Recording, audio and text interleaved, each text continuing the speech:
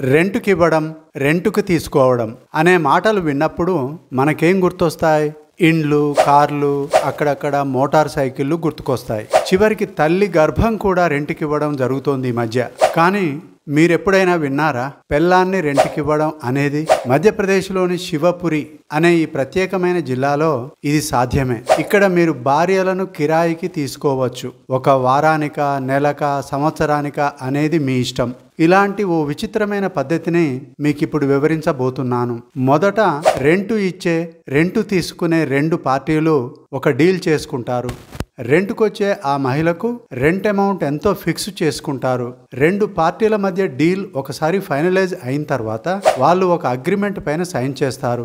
ఇదంతా గవర్నమెంట్ అధికారిక stamp paper మీదనే జరుగుతుంది. ఆ స్టాంప్ పేపర్లో ఆ మహిళ అతనితో ఎన్ని రోజులు కలిసి ఉండాలో రాయబడుతుంది. ఒక వారమా, ఒక నెలనా, 6 నెలల, లేక ఒక సంవత్సరమా అని. ఆమె రెంట్ పీరియడ్ పూర్తయ్యాక తిరిగి ఆమె తన పేరెంట్స్ దగ్గరికి గాని, పెళ్ళైన మహిళ అయితే తన భర్త దగ్గరికి గాని పంపించబడుతుంది. మళ్ళీ మరో కస్టమర్కి రెంట్కి రెడీ అవుతుందన్నమాట. ఈ విధంగా మహిళను రెంట్కివ్వడం, తీసుకోవడంను దాదీచా అని అంటారు. అలా రెంట్కి వెళ్ళిన మహిళను మోల్కి అని అంటారు. మోల్కి అంటే విలువ కట్టబడింది అని అర్థం. ఒకవేళ కాంట్రాక్ట్ పీరియడ్ పూర్తయిన తర్వాత అదే పురుషుడి దగ్గర తిరిగి ఉండాల్సి వస్తే ఆ కాంట్రాక్ట్ రెన్యువల్ కూడా చేయబడుతుంది. కాకపోతే ఈసారి ఎక్కువ రెంట్కి అన్నమాట. ఇది తిరోగమన చర్య అని కూడా చెప్పలేం. ఈ కాంట్రాక్ట్ నుండి ఆ మహిళ తనకిష్టం వచ్చినప్పుడు ఎప్పుడైనా విత్డ్రా కావచ్చు. ఆ రూల్ కూడా ఉంటుంది అందులో. అంటే దాని అర్థం ఆమెకు పూర్తిగా సాధికారత ఉన్నదని కాదు. విత్డ్రా కావాలి అనుకుంటే ఆ మహిళ ఒక అఫిడవిట్ ఇవ్వాలి. ఆ తర్వాత ముందుగా నిర్ణయించబడిన రెంట్ మొత్తం ఆ మాజీ భర్తకు ఇవ్వాలి. అదే సమయంలో మాత్రం ఆ మహిళ ఎక్కువ రెంట్కి వేరే కస్టమర్తో వెళ్ళడం ఒప్పందం అతిక్రమించినట్లే అవుతుంది. ఒకవేళ రెంట్కి తీసుకున్న వ్యక్తి ఎక్కువ మొత్తం ఇచ్చి ఆ కాంట్రాక్ట్ ని కంటిన్యూ చేయాలనుకున్నా చేసుకోవచ్చు. మహిళలను రెంట్కి తీసుకునే మార్కెట్లో ఆ మహిళలకు కొన్ని కఠినమైన రూల్స్ అండ్ రెగ్యులేషన్స్ ఉంటాయి. అమ్మాయి వయసు చాలా చిన్నది అయితే ఆమె రేటు చాలా ఎక్కువ ఉంటుంది. యంగ్ పెళ్లి కాని అమ్మాయిలైతే ఆమె పేరెంట్స్ ఆమెను రెంట్కి ఇస్తారు. అదే పెళ్ళైన యువతి అయితే ఆమె భర్త ఆమెను రెంట్కి ఇస్తాడు. ఒకవేళ అమ్మాయి వర్జిన్ అయ్యి చూడ్డానికి చాలా అందంగా ఉంటే ఆమె ధర అత్యధికంగా దాదాపు 2 లక్షలు లేదా అంతకంటే ఎక్కువ కూడా పలికే అవకాశం ఉంది. ఆ బాలికలను అందంగా తయారు చేయడానికి వారి తల్లిదండ్రులు కొన్ని రకాల మందులను ఇచ్చి వారి బ్రెస్ట్ సైజును, శరీర కండలను పెంచి చాలా ధనవంతమైన కస్టమర్లను అట్రాక్ట్ చేసే విధంగా తయారు చేస్తారు. ఆ విధంగా ఎక్కువ మొత్తాన్ని వారు సంపాదిస్తారు. వర్జిన్ గర్ల్స్ 8 నుండి 15 ఏళ్ల మధ్య ఉండే వాళ్ళకి మార్కెట్లో చాలా ఎక్కువ డిమాండ్ ఉంటుంది. అదే వర్జిన్ కాని అమ్మాయిలకైతే సంవత్సరానికి అతి తక్కువ ధర అంటే 10-20 వేలు కూడా ఉండే అవకాశం ఉంటుంది. మరి ఇలాంటి ఆచారం ఎందుకుంది? పేదరికం, నిరక్షరాస్యత, నిరుద్యోగం, అసహజ లింగ నిష్పత్తి అనేవి కారణాలుగా చెప్పవచ్చు. చాలా మంది ఏమనుకుంటారంటే ఈ అమానవీయ ఆచారం వల్ల ఎక్కువ డబ్బు స్వల్ప కాలంలో ఈజీగా సంపాదించే మార్గం అని.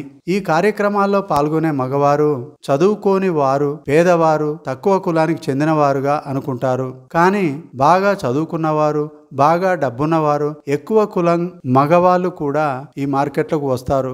ఒకసారి ఆలోచించండి, ఇది ఎంతవరకు మంచి పద్ధతో. ఇలా మహిళలను రెంటుకు తీసుకుంటే వాళ్ళు పెళ్లి చేసుకోవాల్సిన అవసరం లేదు, పెళ్లిళ్లకు ఎక్కువ ఖర్చు పెట్టాల్సిన అవసరం లేదు. అంతేకాకుండా తమ జీవితం అంతా ఒకే మహిళతో ఉండాల్సిన అవసరం అంతకన్నా ఉండదు. ఒక సరి అయిన జాబు లేని, వయసు మీరిన, భార్య చనిపోయిన మగవాళ్ళు మాత్రమే ఎక్కువగా ఈ మార్కెట్లకు వస్తారు. ఈ ప్రాక్టీస్ కేవలం మధ్యప్రదేశ్లోని శివపురిలో మాత్రమే కాదు, గుజరాత్, రాజస్థాన్, హర్యానా మరియు ఉత్తరప్రదేశ్లలో కూడా అమలులో ఉంది. ఉదాహరణకు రాజస్థాన్లోని ధోల్పూర్లో మార్కెట్ రోజుల్లో మహిళలు అమ్మకానికి దొరుకుతారు. ఇక్కడ మహిళల మార్కెట్ అనేది పశువుల మార్కెట్ లాగా ఉంటుంది. కానీ కేవలం ఒకే ఒక తేడా, అక్కడ పశువుల విలువ మహిళల విలువ కంటే చాలా ఎక్కువ. సామాజికంగా, ఆర్థికంగా వెనుకబడ్డ కుటుంబాలు అమ్మాయి అంటే ఒక బరువుగా భావిస్తారు. భావిస్తారు. ఎందుకంటే వారికి పెళ్లి చేయడం అనేది ప్రస్తుత కాలంలో చాలా ఖరీదైన వ్యవహారం. కట్నం డిమాండ్ చేయడం శిక్షార్హమైన నేరం అయినప్పటికీ అది ఎంతవరకు కట్టడైందో మనందరికీ తెలుసు. ధనికులు పేదవారి స్థితిని అడ్వాంటేజ్ గా తీసుకుంటారు.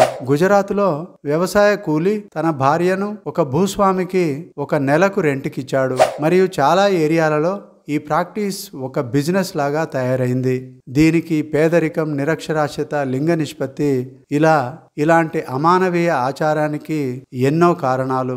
ఇలా జరుగుతూ పోతే మీ ఇంట్లో మహిళల విలువ మీ దృష్టిలో నథింగ్. ఒక వస్తువు కంటే హీనంగా మహిళ చూడబడుతుంది. ఎప్పుడైతే నీకు మనీ అవసరపడుతుందో ఒక వెహికల్ లాగా మహిళల్ని రెంట్కిస్తారు. పోలీసులకు ఈ విషయం తెలిసినా కూడా చట్టబద్ధమైన చర్యలు ఏమాత్రం తీసుకోరు. ఎందుకంటే అక్కడ కేసులు పెట్టేవాళ్ళు ఎవరు ఉండరు కాబట్టి. నాకు తెలిసే సమయానికే అంతా జరిగిపోయింది. నా ఈ చిన్న వయసుకు నాకు 4 సార్లు పెళ్ళయింది ఒక మనిషితో. రేష్మా అనే బాలిక ఈ మాటలు చెప్పింది. ఈ పాపకు కేవలం 8 ఏళ్లు ఉండగానే ఆమె తల్లిదండ్రులు ఆమెను రెంట్కివ్వడం మొదలెట్టారు. ఇది సంవత్సరం పాటు కొనసాగింది. ఆ తర్వాత ఇంటికొచ్చింది.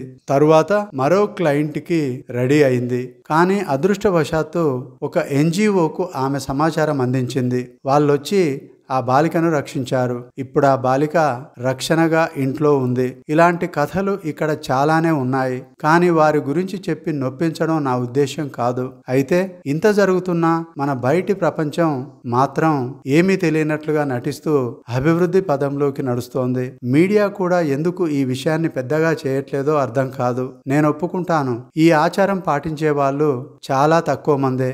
కానీ ప్రతి ఒక సింగిల్ లైఫ్ కి కూడా ఒక విలువ ఉంది కదా.